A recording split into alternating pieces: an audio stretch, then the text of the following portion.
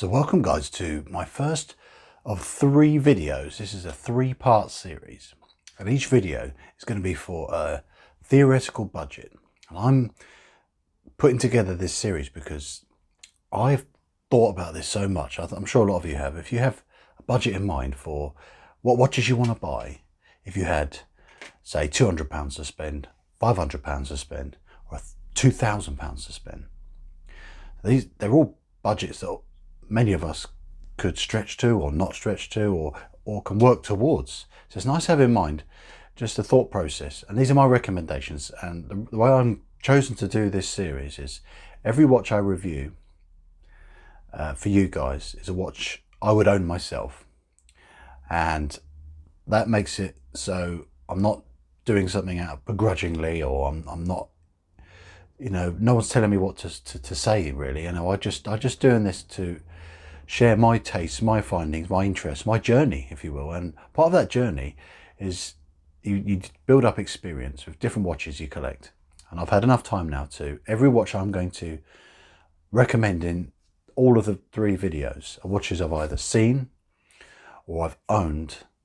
And I'm not going to just talk about watches I don't have a clue about. I'm only going to recommend from brands or watches from companies that I actually know about. And many of you are going to know more than I know, and many of you are going to have different experiences. This is just my recommendations I've pieced together, and I'm going to give you reasons why for every single one. So this part 1, I've decided I'm going to start at the entry level. Let's start at your £200 theoretical budget. I've done one video before where it was a 2-watch collection for £200. I thought, you know what, can you get 4 watches? A lot of people say, what 3 watches can I get? What is my 1-watch collection? There's so many variations of the theme, and I went for 4 because that's what seemed to work in my mind.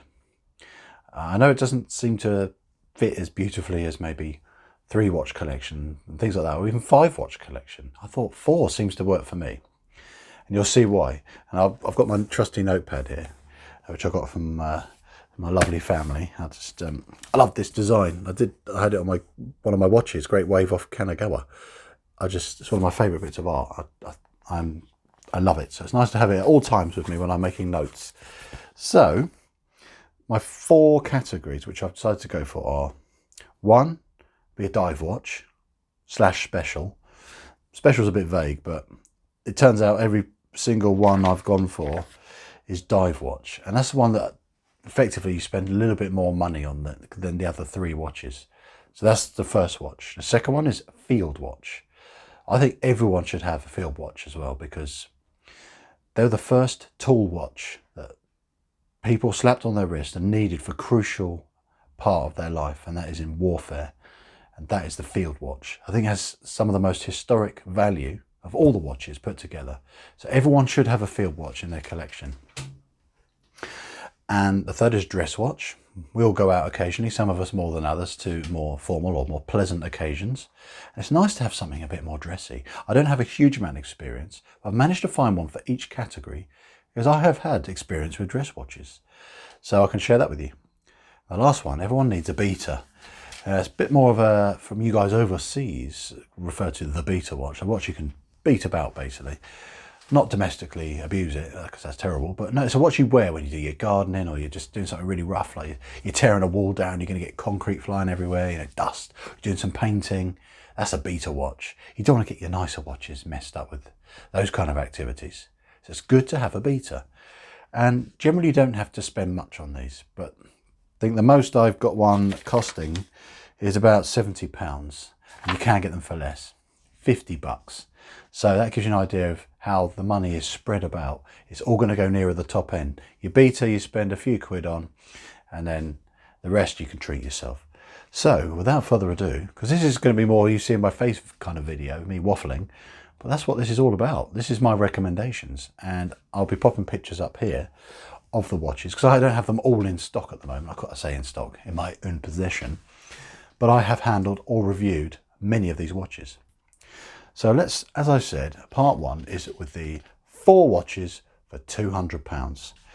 Now, as you know the categories, I'm starting with category A, which is the dive watch. So let's turn to my page here. Here we are.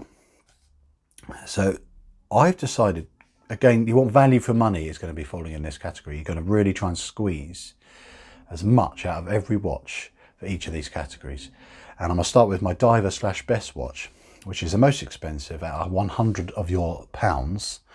Obviously, you can do currency converters if you're from other countries, but check them out on AliExpress, or if in the UK and Europe, steeldiveuk.com, and that is the Steel Dive SD 1970, which is the Captain Willard homage. A lot of people have been messaging me and commenting saying off the back of my video, I bought one, they love it, it's fantastic. And I would agree with you, because I loved mine. I only sold it because I needed to fund more watches. It's the kind of watch I would revisit because it was so comfortable, it fitted really well. It's going to have the appropriate amount of water resistance for most of you who are going to go in the sea or mess about. It's going to be water resistant enough, let's put it that way. It's not a dive watch, but it's got the aesthetics, it feels special. If you go for the black dial, you can change the straps out so easily. It has a 20mm lug width, so it's a very versatile watch, and it has an extremely reliable NH35 Seiko Malaysian made movement, which is a workhorse movement. It's not going to let you down. It's fantastic. So that's why I'm recommending that watch. I've had really good experience with it. So that's £100 gone, half your budget already. So what are you going to get? You've got 3 more watches to go with only £100. Well, let's move on to the field watch. I've chosen here Timex Scout.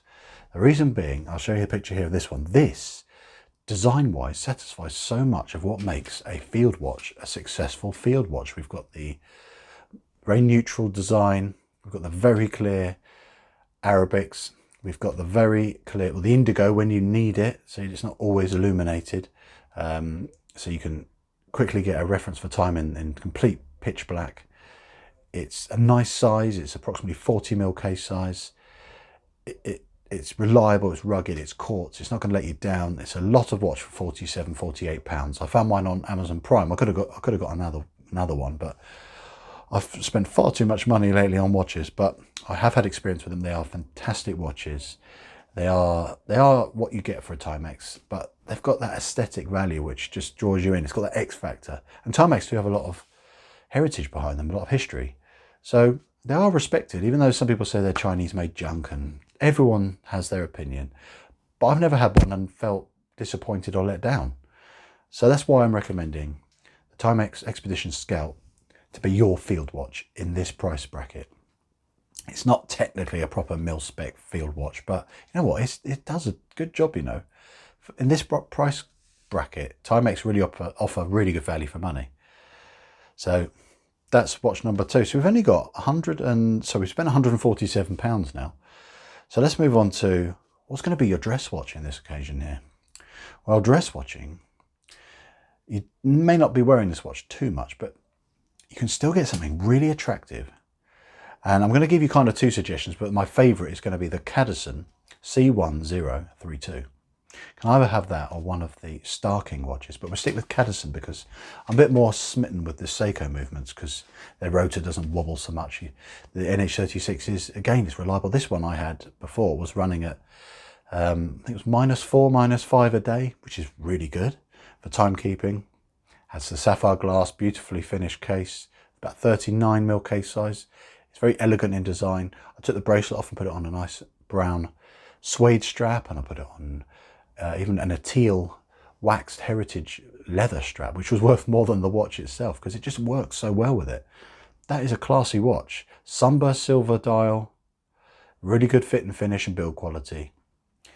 It's a really good dress watch. It's very, very good. So you can't go wrong with that.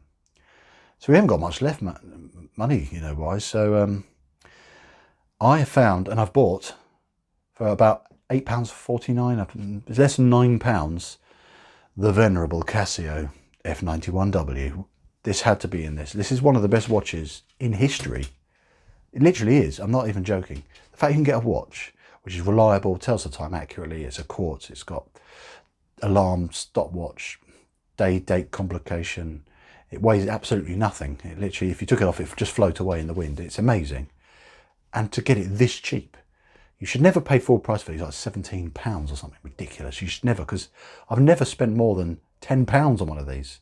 So that takes us, with today's prices, for all these watches, to £201. So if you can afford the pound stretch to it, because I found you 4 watches which I've had personal experience with, which are definitely worth your money, and they're going to cover all what you need.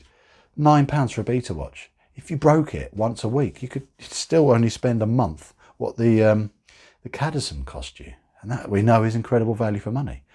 So it's a great watch for that reason.